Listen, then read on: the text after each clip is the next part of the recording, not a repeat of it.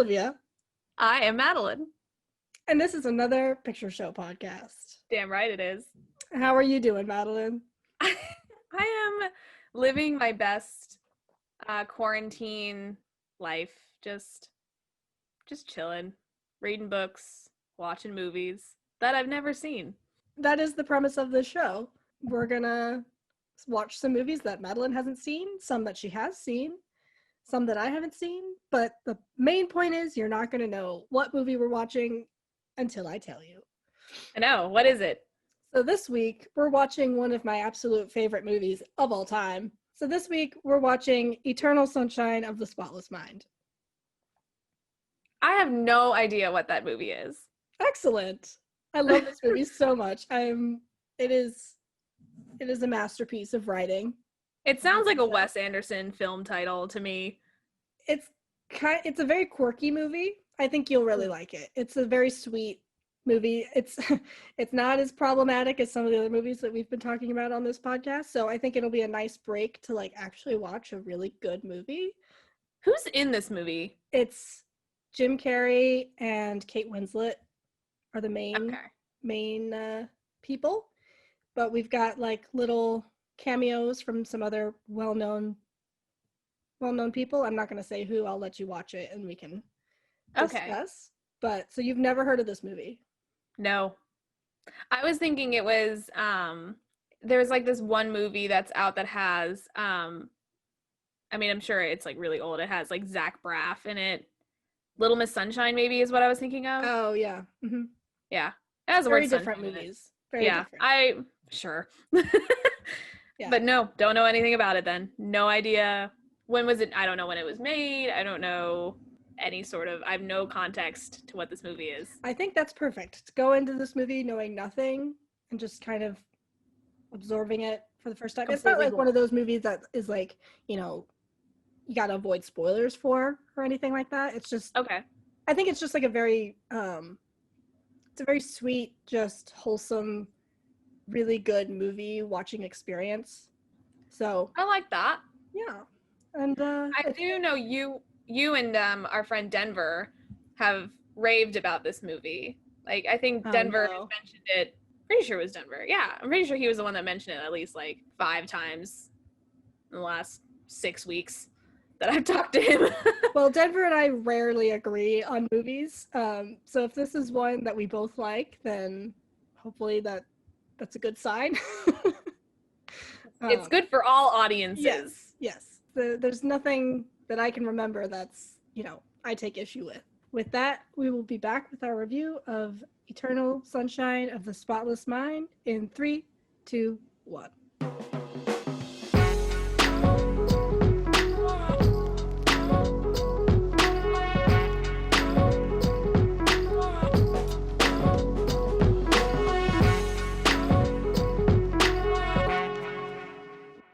And we're back. Yes, we are. It was cute, but I was also sad. Is that a good thing? Like, I liked the movie. Okay, I did. Okay. But I was like so bummed, Yeah. It was literally when the movie like concluded, I just went sad. It's not entirely sad. Obviously, there's like hope at the end, but I guess just kind of like the whole process of like, losing each other in this, in his own memories, like was really sad to watch. And then and then they reconnect, and I do kind of like that they knew what had happened to each other. I liked that because it would have been almost less hopeful if they had just reconnected again without knowing what would happen, because who's to say that the exact same thing wouldn't happen again, you know? So yeah, I agree. I think that gives the movie a little bit more hope than just them finding each other again and like redoing the cycle.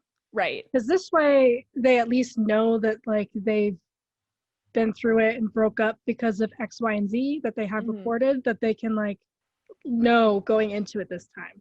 Like they know how they felt about this. They know how she felt about this, how he felt about this. So they can like hopefully purposefully work on those things with intention Mm-hmm. if they are to be successful, Yeah.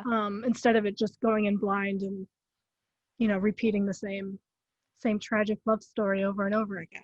Let me give the IMDb synopsis or whatever. So, Eternal Okay. Sunshine of the Spotless Mind is a 2004 American science fiction romance drama written by Charlie Kaufman and directed by Michael Gondry. It follows an estranged couple who have erased each other from their memories. Cute. The Netflix description said a man finds out his girlfriend has erased all her memories of him, so he decides to do the same. Mm-hmm. So I think Netflix description gives a little more away to like the actual plot, but they're both accurate. Yeah, so going into this, you didn't have any, you didn't know anything about this movie? No. And it so was while a you- very star-studded cast. Yes, Just it was. throwing that out there. It was. A lot of younger versions of very famous people. Like baby Mark Ruffalo. Little tween Elijah Wood, basically. I wanted to punch him in the face the entire movie. But going into it, or, kind of going into it without knowing anything, how did you feel watching it? I had a lot of aha moments in the movie, because it starts after the erasure happens. So like you see the dent in his car, and he's like, what the hell happened? And like as the movie goes on, she's like, oh, I crashed your car, sorry. And you go out and you see like she crashed into a yellow fire hydrant, and that's how the dent's there. But he doesn't remember that happening because all of his memories of her were erased. So the moment I saw the fire hydrant in the car, I was like, aha. And then so on. There were many moments in the movie where I just went, ah. It's just oh the whole time. But I mean, that kind of plays into the idea of like memory isn't chronological.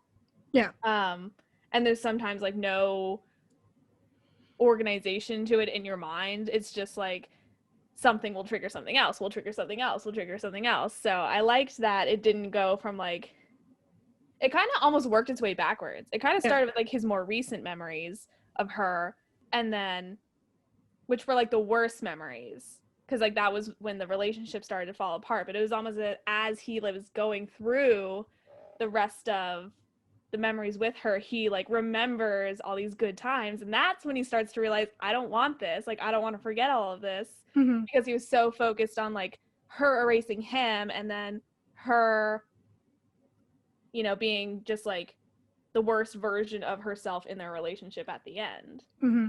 So which begs the question to me is, do you think she went through the same process during her memory erasure? Like, do you think while she was getting her memory erased, halfway through she realized she didn't want this to happen either, but there's like no stopping the process?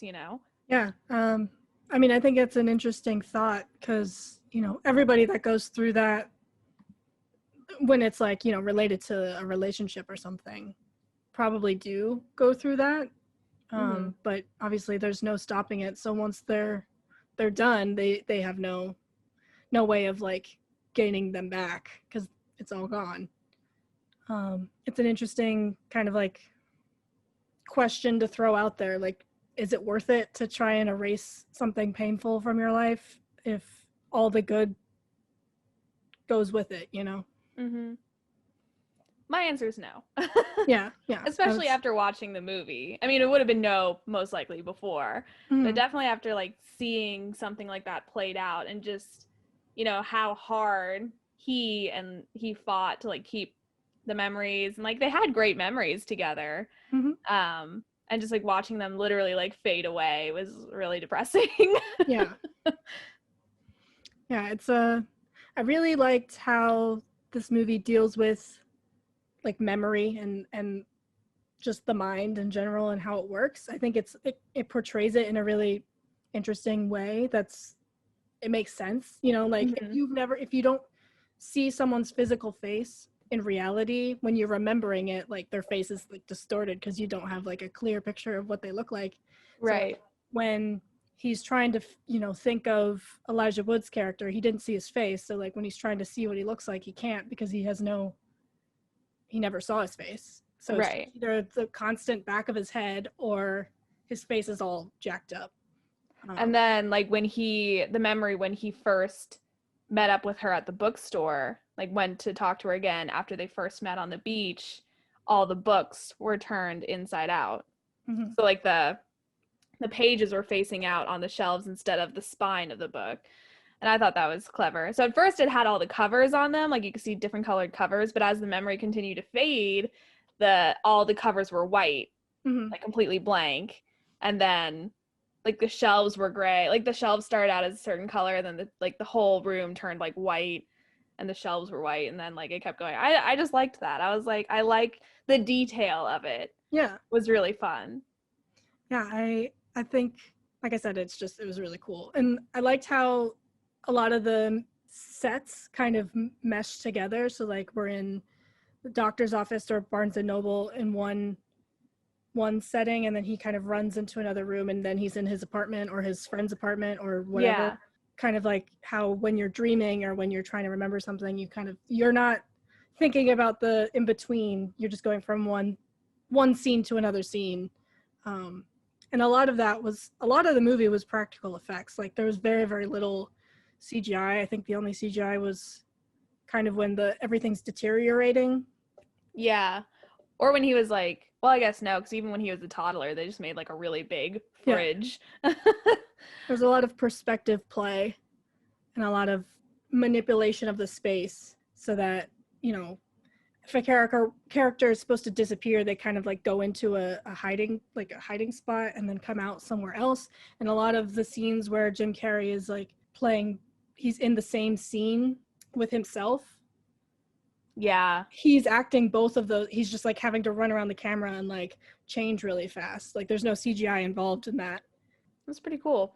I had actually seen one of the scenes, just a very brief clip, and I think it was talking about how he would switch back and forth. And it was the scene where he first enters his memory of being in the doctor's office, like before he brings Clementine with him. Mm-hmm.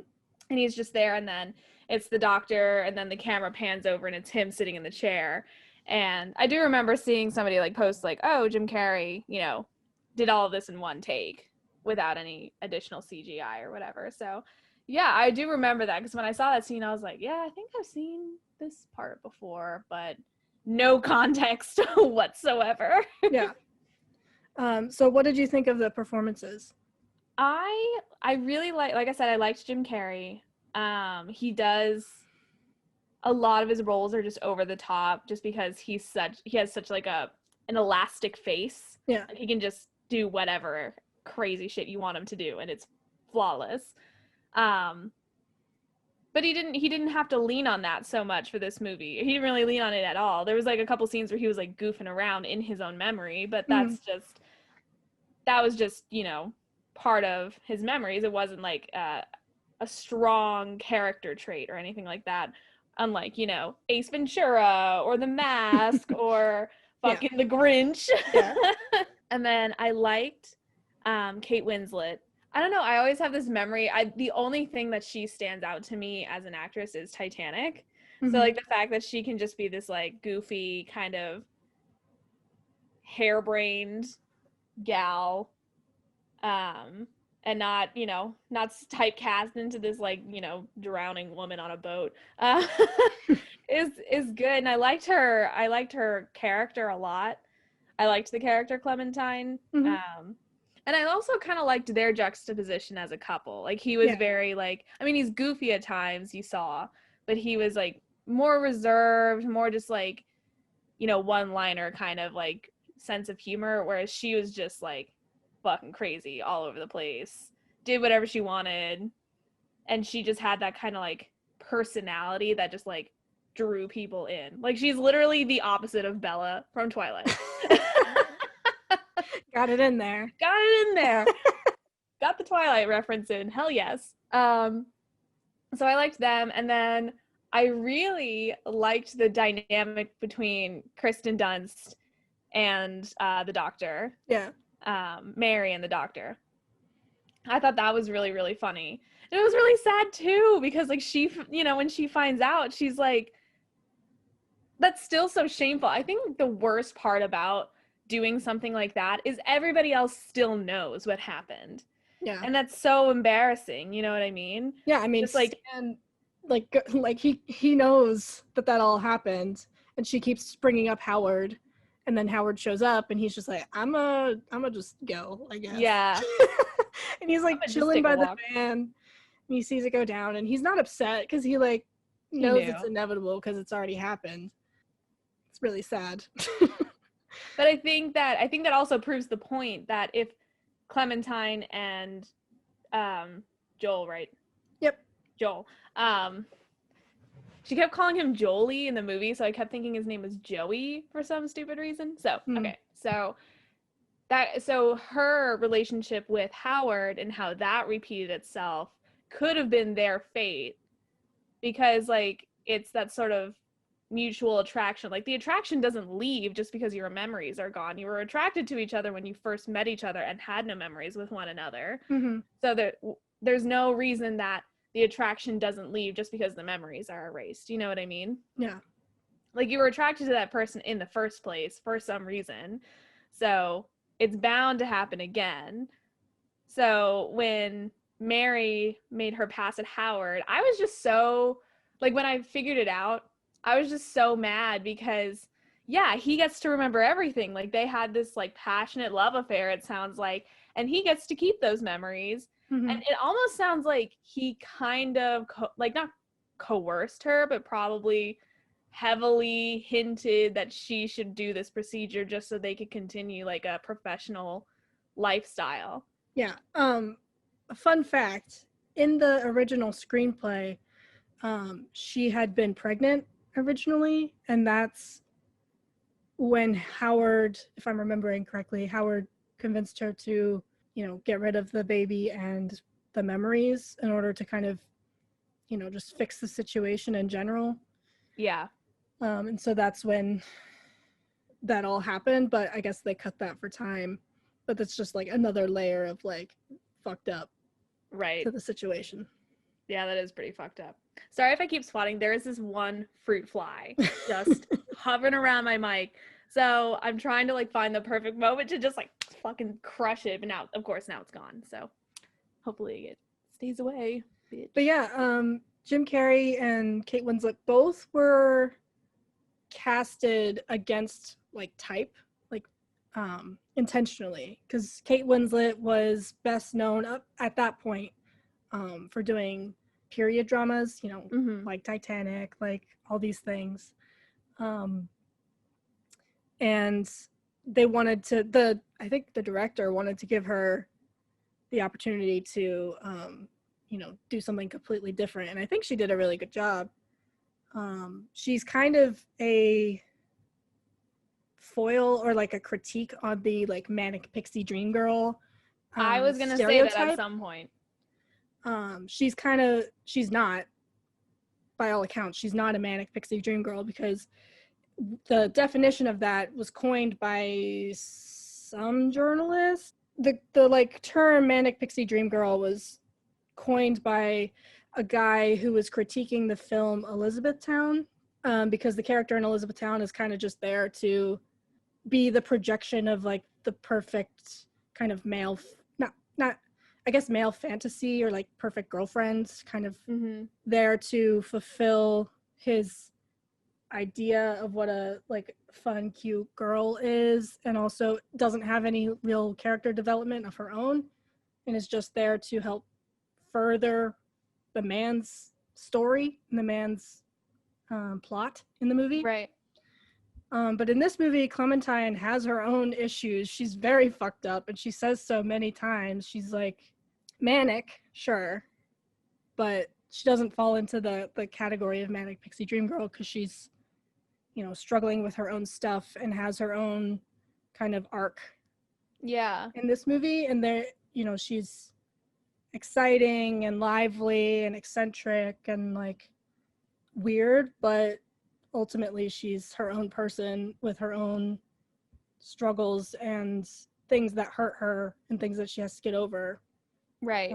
So she's, I think, a really interesting critique on that. Even though this movie came out before that term was coined, but still, people like to use her as an example of a manic pixie dream girl, and I think that's wrong. I agree, mostly because I think you can definitely prove that assumption wrong, specifically on like how she treats both of her relationships in the movie. Because like when Joel treats her like a human being. Like, yeah, Joel's attracted to her. He's, interested in her because she is an interesting person. She's not just like cute and quirky. She's got,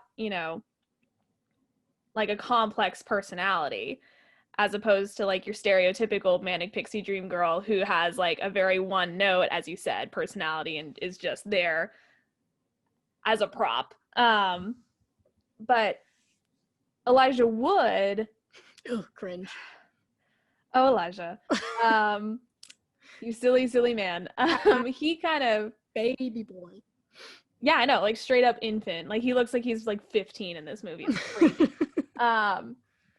So he treats her like she is like he can follow this script and win her over. Yeah. And while she would be more of it, even in the perspective of like Elijah Wood trying to get her, she is still more of a challenge because she's not a manic pixie dream girl, but he still thinks that because he stole Joel's like memories, like he stole all of Joel's like shit to win her over because he's a creep, and saying the same things and faking the same interests and pretending he did art and like and all that other stuff.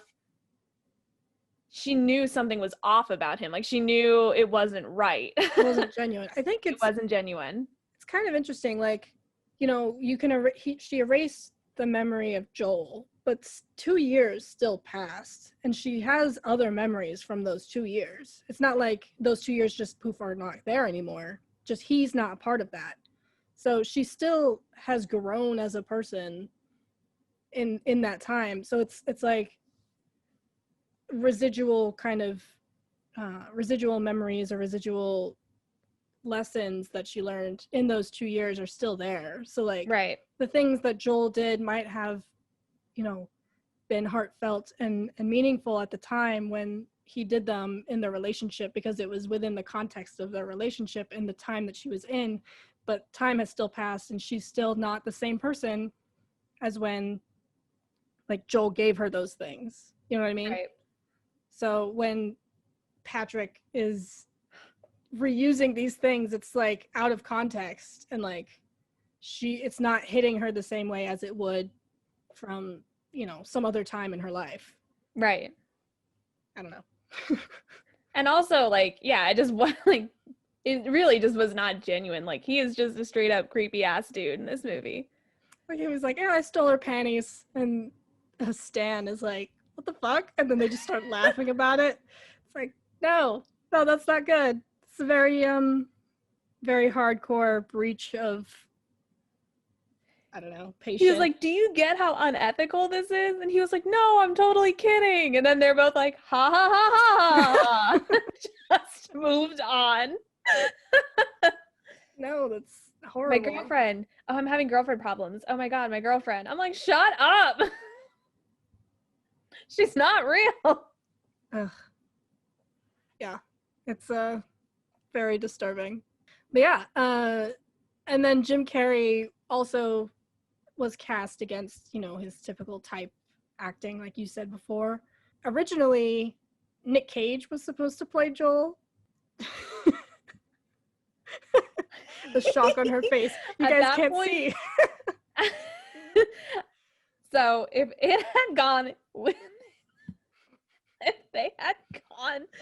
they had gone with Nick Cage, here's what would happen. Everything right up until he decides to get his memory erased, right? Mm-hmm. All of that still happens. All of the, like, he meets her in Montauk, whatever. All that happens, right? Then he finds out she got her memory erased, so he wants his erased. So the rest of the movie is not him getting his memory erased. It's just cut National Treasure plays and then go back, and it's the next morning. And then he gets on the train to Montauk. Yeah.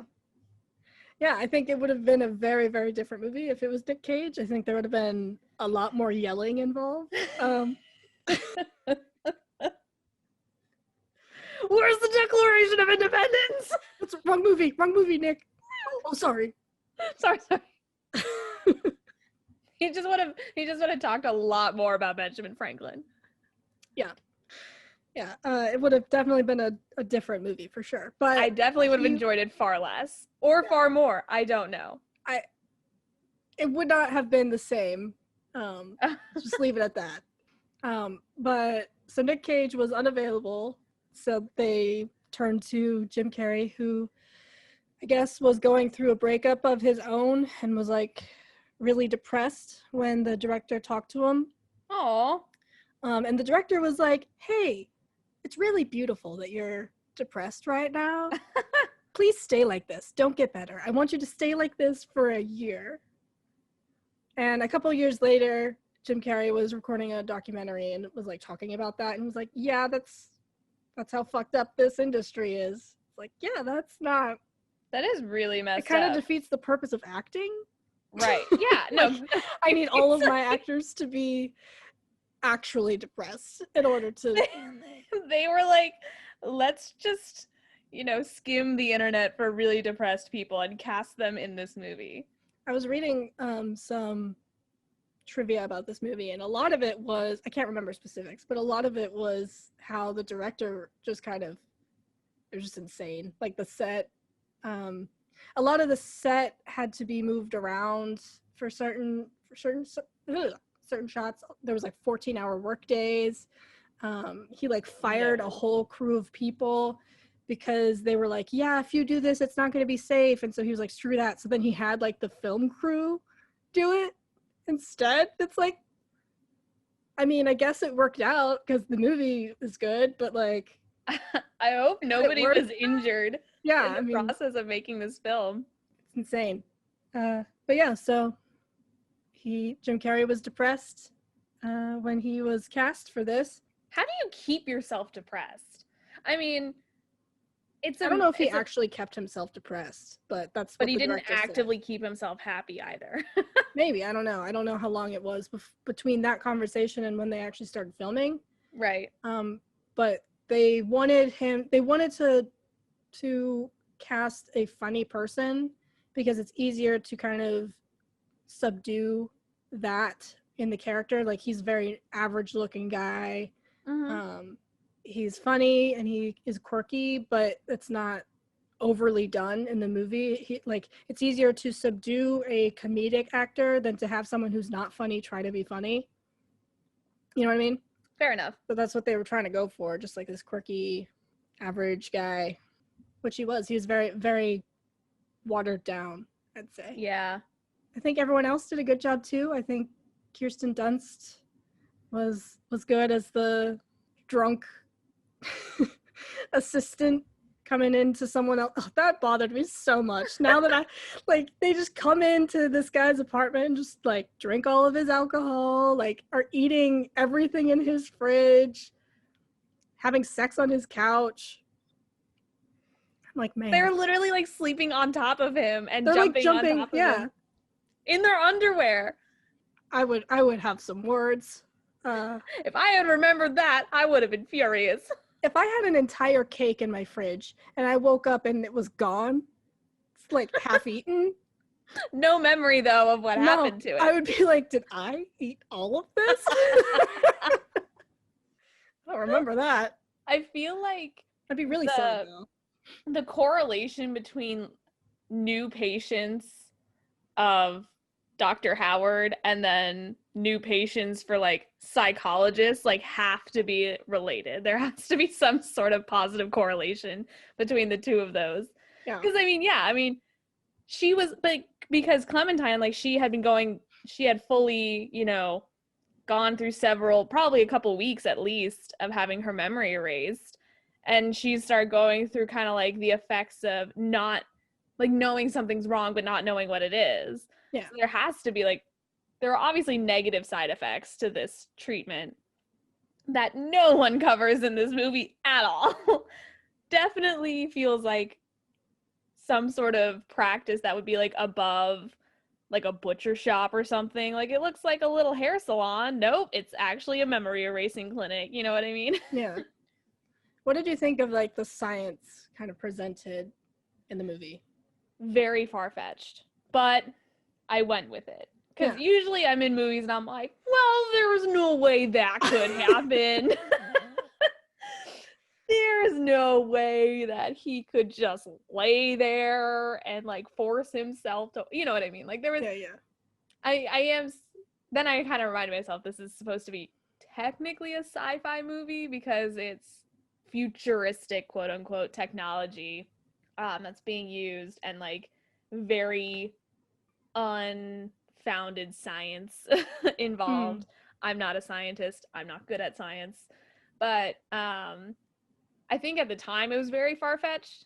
Even now it's still pretty far-fetched. But, you know, when you think about things like Neuralink and, you know, like Black Mirror type shows, and everybody's like, that's not far off. I'm like, well, let's keep it as far away as possible. I don't want anything like this to exist, because I'm not a person that believes in the concept, what's called like transhumanism.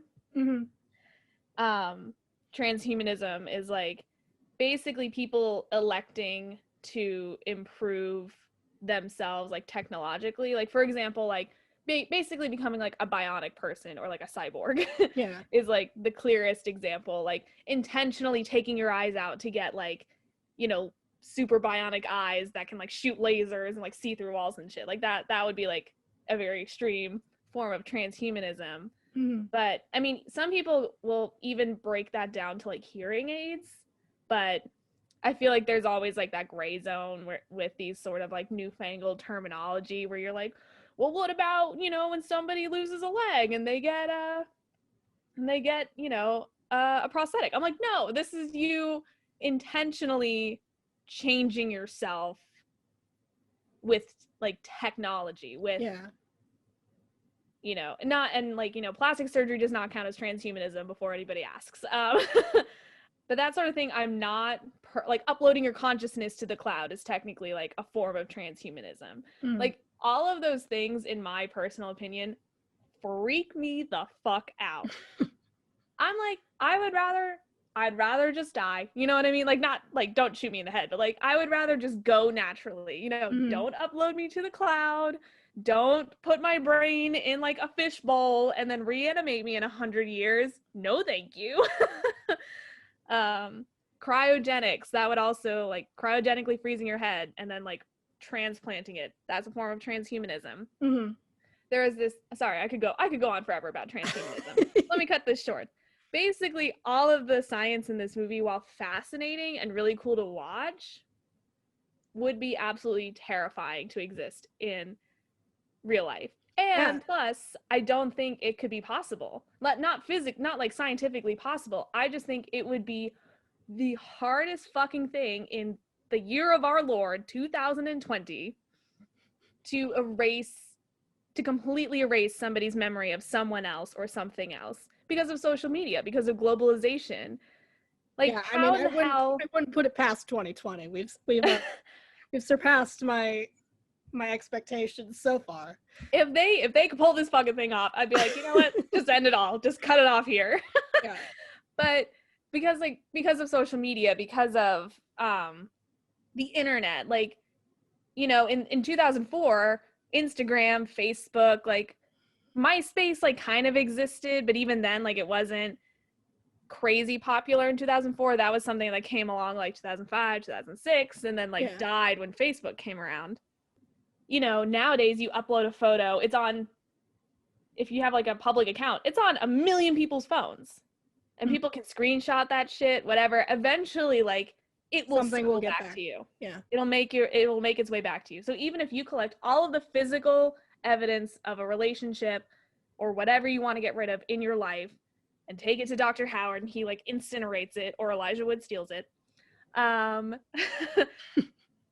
something is going to come back and like trigger that memory. I think it's cool, but I don't think in this day and age especially it would actually be possible. Yeah, I mean, I agree. I think it's a horrifying idea. The like, inspiration for this movie was, I think the co-writer was talking to somebody who was going through a breakup and he asked her, like, what would you do? Like, do you just want to erase his memory? And she said yes. And that was kind of the inspiration of it. And he wanted to do this experiment where he, you know, the letters that all the family members get being like, this person has erased this person from their memory. Like, don't bring it up. Right. Like sending letters out to people like that to see what people would do. He never ended up doing that, but instead he brought it to the director, the guy who directed this movie, and they were like, we can make something out of this. And so then they, you know, that was the spark for this movie. But it's kind of a weird thing to think about. Like, if you got a letter from someone being like, this person erased Olivia Mullen from their memory, don't break, like, say my sister, right? Or like one of our friends was like, this person erased Olivia from their memory, don't say anything about it. Like, how do you handle that? Because, like, I'm still in your life. I would call you up immediately and be like, what the fuck did you do? You erased your whole ass. Like, I wouldn't even bring it up to him. I'd be like, do you know what you did? I ate his whole cake when he was sleeping. Then he bought another one while he was getting his memory erased. I went and ate that one too. Okay, so this question I kind of had during the movie, and I don't know if I have an answer to it or if there is an answer to it, but are you entitled to be in other people's memories? You know what I mean? Like, if you have, so say you have a relationship and you break up and Ryan goes and like erases all of his memories of you. Ryan's my boyfriend, for context. Oh, yes. This is not a made-up name. But so okay. Yeah, so Ryan goes and he erases his memory of you. And obviously you'd be upset, but are you entitled to be in his memory? You know what I mean? How we live together, that would be really, really unfortunate. He wakes up, who are you? So in that case, I would say yes. Okay, because I'm on the lease. Like, I mean, I'm not saying like you're entitled, like, okay, so separate example, make it less complicated because you guys are living together. Okay. Say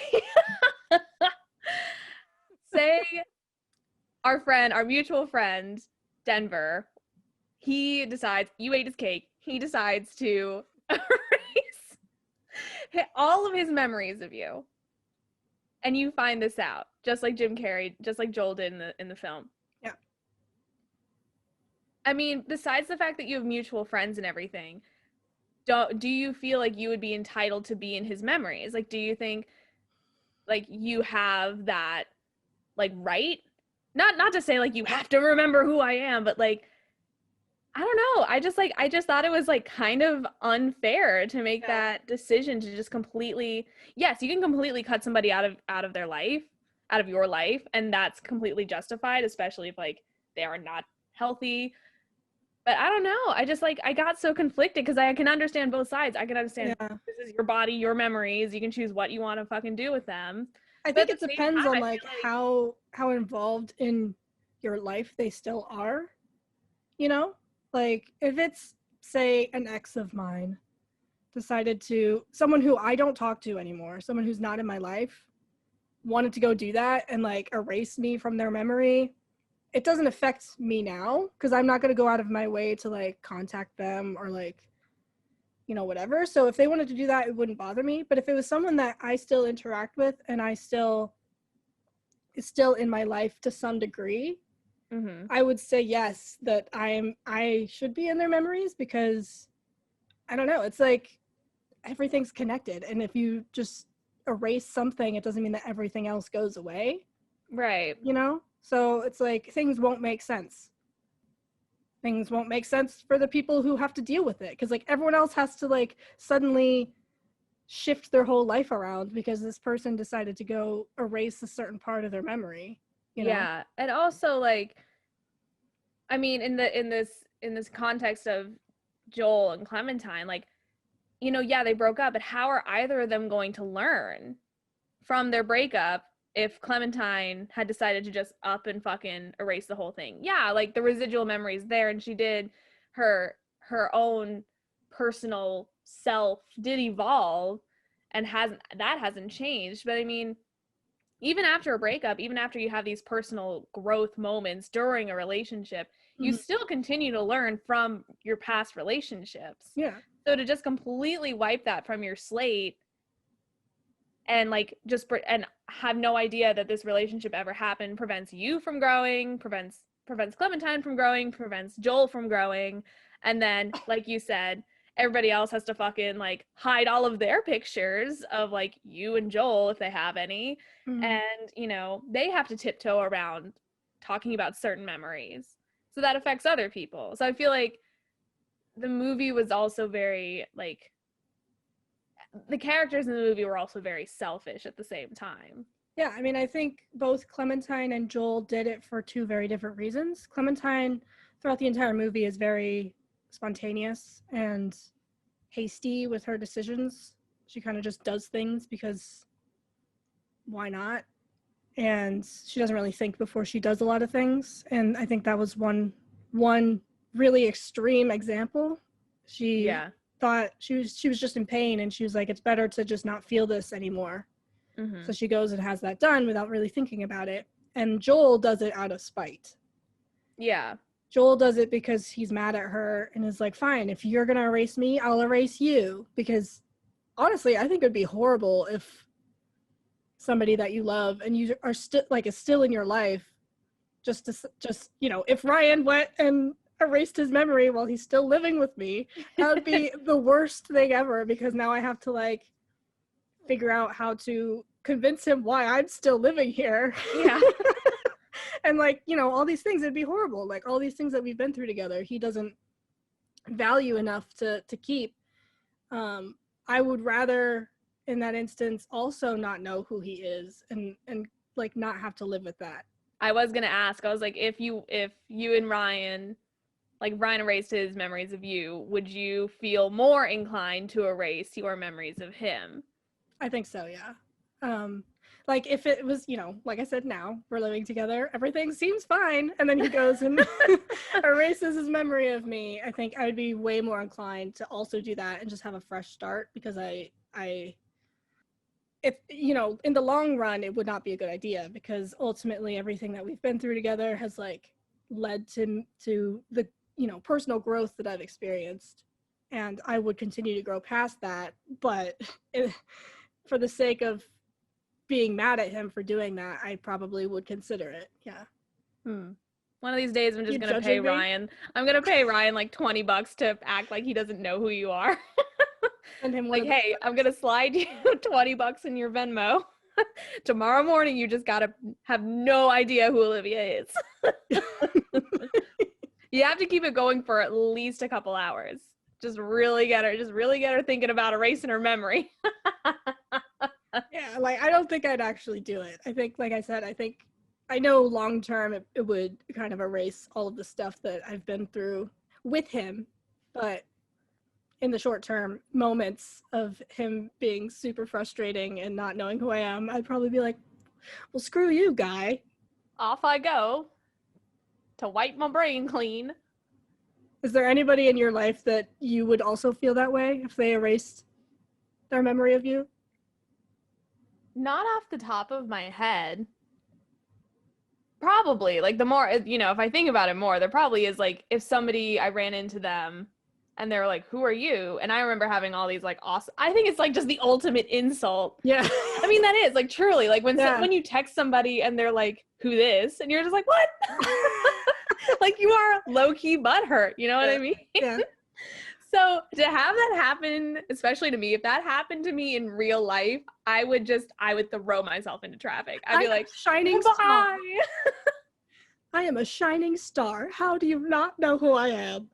Well, just, I mean, but then again, it's like an insult and also a compliment, you know what I mean? So it's an insult because it's like, how dare you like not know who I am? But once I found out that this person erased their memories of me, I would feel a little bit chuffed at like I had such a significant impact on their life. Not that I want to cause anybody pain. And this is just me like being egocentric right now, but you know, the fact that I had like such a strong impact on someone's life and like my absence, like they literally could not handle being without me, that they had to erase my memory. One, get help.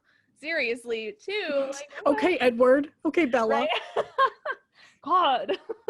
That's what Bella should have done when Edward left her ass in fucking New Moon. Like, all right, instead of sitting on my ass for 3 months, I'm gonna just go erase his memory and then I can be with Jacob happily. Right? She should have just flown out to Rockville Center, which is like 2 towns over from where my dad grew up. So I know exactly where Rockville Center is. That was really fun. Fun for me. But, you know, fly out to Rockville Center, Bella, get your memory wiped, fly back to Forks, get your freak on with that hot, literally, werewolf. It's my opinion. I will never stop referencing Twilight. Is there anybody that you would erase your memory of? Yes. And I will leave Ryan? It's Ryan. Pay me $20 and I will act like I don't know who he is. I'm sorry, what were you gonna say?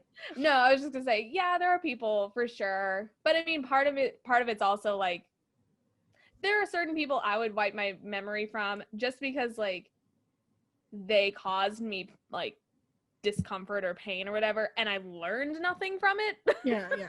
Like, it's just like they were just a shitty person in my life, and if anything, just like gave me anxiety.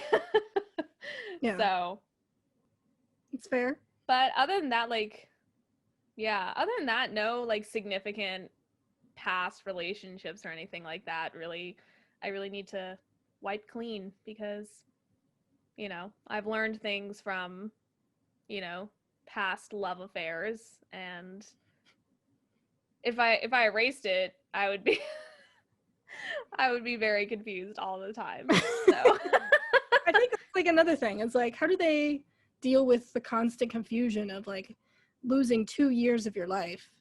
Yeah. You know? Like, there's giant holes in your memory now because this person that you know, lived with or was a big part of your life, that doesn't exist anymore. Like, I don't know how you compensate that. Yeah, and I think that was the other thing about like the tech in the movie that kind of bugged me is like they're trying to specifically target the memories of Clementine. But I'm like, how can you go physically into somebody's memory and just erase a person? Like, they would have to like blitz the whole memory. Mm-hmm. So like, yeah, he doesn't remember that those 2 years of his relationship and beyond, like, you know, leading up to like where the fuck he was, because it seems like they had only split up like a couple weeks because like his neighbor still thought they were dating, like that sort of things. Like a lot of people, he got her a Valentine's Day present. Yeah, exactly. So they hadn't like officially broken up, I guess. Yeah, like they got into a big ass fight and then she decided to just erase her memory of him, and like that was almost the end of their relationship, basically, was when he decided to go apologize and she had no idea who the fuck he was. Mm-hmm. Which is also depressing. Yeah. Yeah, I mean, that how confusing that would be if you show up to your significant other's workplace and they're like making out with somebody and they act like they have no idea who you are. It's like, the fuck? And like he probably would have kept like harassing her about that had David Cross not been the BFF of the year and shown him the placard. And then the doctor had the absolute balls to be like, oh, I'm so sorry, you shouldn't have seen this. Like, motherfucker, I thought I was still dating this woman. How can you tell me I don't get to know that she's erased the memories of me? Yeah, do they not tell the people that they like erased the memory of? Or, you know, yeah, you know what I mean? That's what I mean. That's part of like the, I feel like that's counterproductive because exactly. That's just like, I feel like that's part of like the entitlement to it is like, I feel like I should have known that this happened. Like, even if I couldn't stop it, I should be made aware that she's wiped the memories of me. Because then you're not harassing someone that literally doesn't know who you are. Right. I mean, it also could do the opposite, where it's like that person then starts to try and force the memories to come back. You know what I mean? I don't know, like, I don't know how they, like I said, I don't know how they keep this system accountable when they just send these people back out into the world. Well, especially after Mary got a hold of the files. Yeah. The woman, okay, so the one thing that made me so sad in the movie was when he brought the 2 trash bags in of all her stuff, and he's in the waiting room, and the one lady had the box with her dog's stuff in it. That made me so sad. I was like, she wants to erase the memory of her dead dog. I almost cried just thinking about that. Just like, she must have had like the greatest bond with that dog if like she cannot fathom a life without him. So sad. It is so sad. But even a dog, like, I mean, if she loved that dog enough to get the memory erased of this dog, she's gonna have huge holes in her memory too, because like she probably, you know, did everything with that dog, or, you know, that dog was super old, so he's been in her life a long ass time. Yeah. I just feel like it's a very impractical concept and very silly if anybody actually would decide to try and erase their memory. Can you of someone. think of any examples or situations where this would be beneficial? Like, you know, people who have been through trauma, or like, you know, situations like that. Do you think it would be beneficial, or do you still think it's immoral? I feel like everything that happens in your life, unless it's like very inconsequential, like for example, I killed a fly earlier. If I erased that memory, nothing fuck that fly. Nothing would fuck that fly. Nothing would change about who I am as a person, like what I've been through, etc. Yeah. Except maybe not a fly murderer. Anyway, but I feel like any trauma, like there's going to be a ripple effect to everything that happens in your life. So if you're assaulted, if you go to war, like that sort of thing, it definitely affects, it changes you. And like as we said, sure, the memory's gone, but how it affected you doesn't change. So like you could wake up anxious, terrified, like, you know, paranoid, or whatever you're feeling after experiencing some sort of trauma, if we're sticking with trauma, and have no idea why. And that's probably worse than like knowing why you wake up anxious, why you wake up, you know, paranoid.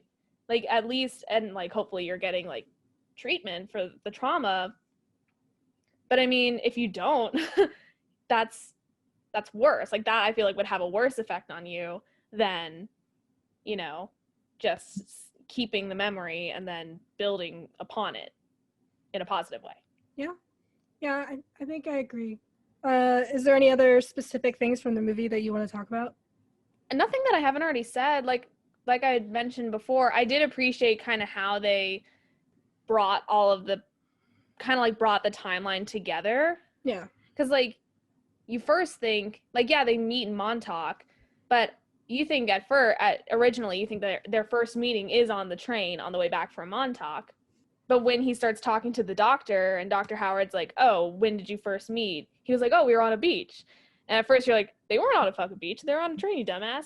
And then at the end of the movie, when she's like, you know, the last memory of her, and she's like, meet me in Montauk, that is obviously their second, like the re-meeting. I don't know. So I liked how they kind of like wove that in there, that it was, Montauk was like a very special, prominent place for both of them. And there was no erasing that. Yeah. So no matter what, he still had this like lurking instinct to go out to Montauk. And sure enough, there she was. Mm-hmm. You don't think that like she also had that same like meet me in Montauk thing in her memory eraser? It was just like that instinct that both of them had. I think so. Because I think, you know, if they, like the thing about, because I relate a lot to Clementine, like I'm not as impulsive as she is, but I can definitely relate to a lot of her mannerisms, like how she expresses herself. Like I definitely feel a connection to Clementine. I think that's why I like her character so much. And I think with Clementine, she probably regretted that decision like immediately. Like when, just like Joel, like when she started, you know, going through those memories, she probably was like, oh, I don't want this. Yeah, she probably tried her hardest to hold on to those memories and had a similar, because they had multiple memories in Montauk.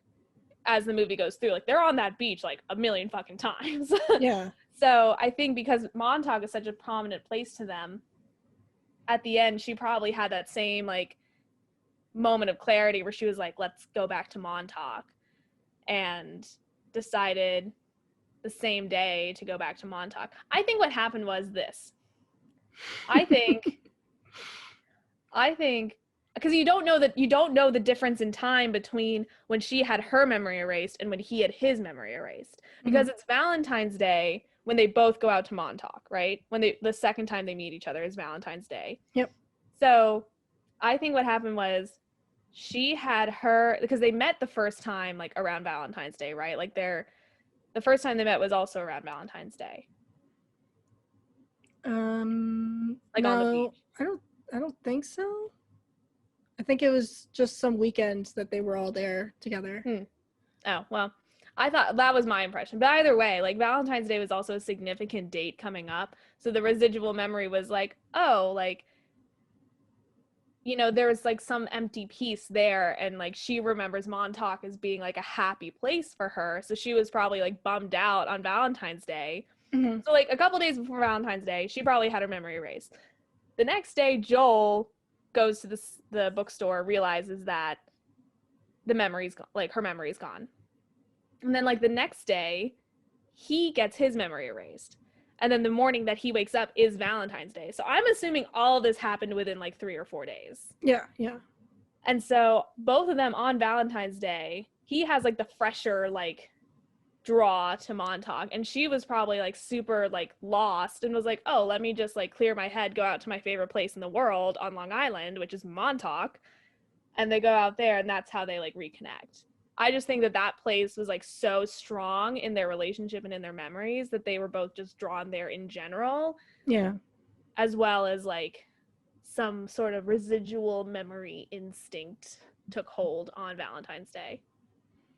Yeah. Ooh, I think one of the other things I want to talk about was Clementine's hair. Her changing hair colors. I don't know. Did you like notice any kind of theme with that, or? Well, it was funny because like when they broke up, her hair was orange, right? Mm-hmm. And so he remembers, so when he has his first memory of her, I forget what color her hair was then, but like she had the orange sweatshirt on, and he was like, oh, I love that orange sweatshirt. Then he says like, oh, I come to hate that color.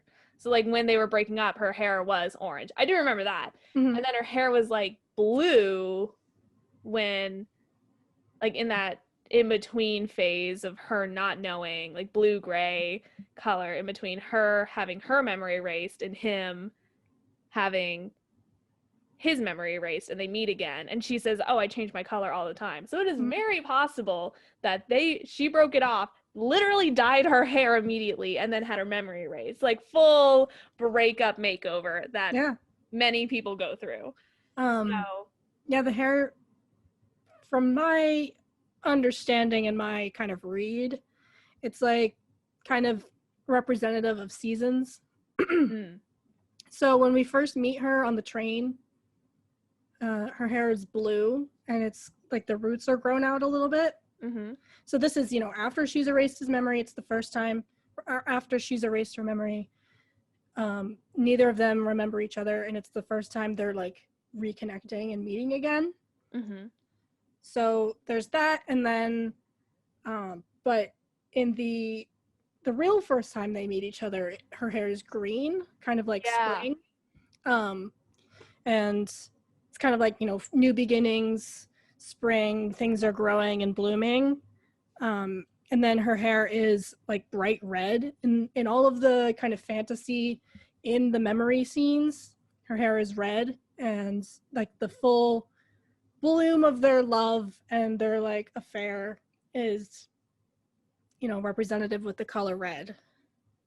But then once things go south, her hair is orange, like fire, like things are burning down, not good, like their relationship is falling apart. Her hair is orange. And then after they break up, her hair is blue, like winter, like sad. Yeah, so like red, summer, orange, fall, things are falling apart. Leaf fall down. Yeah.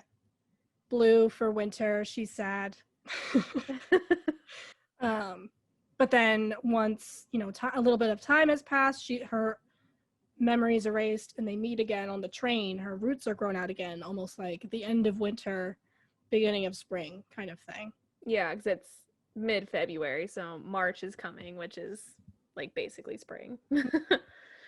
Yeah, I didn't notice necessarily the seasons, but I did notice that like, I mean, I did notice that the hair kind of like also correlated with like time. Like there was a specific time in her life when her hair was red, when it was orange, blue, etc. So, and also I relate to also changing my hair color a lot. I've never done like blue or orange. Actually, no, I have done blue. That's a lie. I've never done I've never done green. Yeah. But I think that's also part of her personality is like, she's so whimsical and she changes her mind so quickly. Something that she can have control over and change fast is her hair color, which I relate to a lot. So, I chop and change my hair. I cut and dye my hair all the time. That was very on par for Clementine's character to just change her hair color. And she has this like quirky, like avant-garde, if you will, like sense of style. Like she can just put on whatever and work with it. So all of that like wrapped together definitely made for a very well-rounded character, in my opinion. Yeah. So with that, we can probably start to wrap up here. Do you have any last thoughts? No, I mean these kind of movies that come out that are like sad but they're hopeful.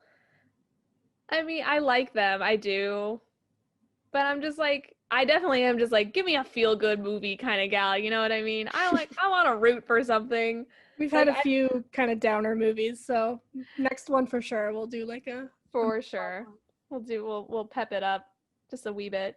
It was good. I genuinely liked it. Because I know you and Denver have talked about it a lot, so I'm glad you liked it. Out of all the movies that we've done so far, where does it fall for you? I definitely enjoyed it the most. I liked it the most because it had just as much to like think about, I would say, as Fight Club. Like Fight Club is like, you're just sitting there being like, why are men so angry? Why do they have to start cults like this all the time? But it had just as much to like think about, but I think I related to the questions that I was asking more. Like I wanted to know the answers to the questions that I was asking more, because it talks about like what seemed for a while like a healthy, like fun relationship, like a relationship that I would want, until it fell apart. And like how you can see yourself in that relationship and how you would handle that situation and how like ethical like any of what was going on was. Yeah. I'm also very into like ethics and morals and the transhumanism part of it I also found very interesting. That's why Twilight's like your favorite movie? Yes, ethics and morals. I got a lot to question in that movie when it comes to ethics and morals. But anyway, that is why I liked it more than Fight Club. But Fight Club I thought was also very good. Yeah. And was also a thinker. But I just think the thinking that I did in relation to The Spotless Mind was more worthwhile. Yeah. In my opinion. Yeah. This is probably one of my favorite movies. I just really, I don't know. It's just, I enjoy watching it. It's very clever and well made. It's sweet, but still like kind of heartbreaking at the same time. I don't know. I just really dig movies like that, I guess. I'm like, man, so deep. Also has a lot of people that I like in it, so it's fun to see all those familiar faces kind of acting alongside one another. Yeah, I think it's just well written, well directed, well acted. Everything comes together really well. So it kind of remains in my top 20 at least. But yeah, I would definitely watch this movie again just to like catch the little details. Hmm. That's kind of one of those movies, like after you get like the generic plot, you want to go back and like kind of like Fight Club, you want to find the Starbucks cup in every scene. I want to find like the little details surrounding memory or the concept of memory that they sneak in there in each scene. Well, I think that wraps up our review of Eternal Sunshine of the Spotless Mind. So with that, I bid you farewell. I'm going to erase all of my memories of this podcast. Dang it. All right. I guess I'll find a new partner. Or just re-enlist me and see what happens. I'll like, hey, you want to start a podcast? Sure. All right. Well, I will see you next time. I will see you next time. Maybe. Bye. Bye.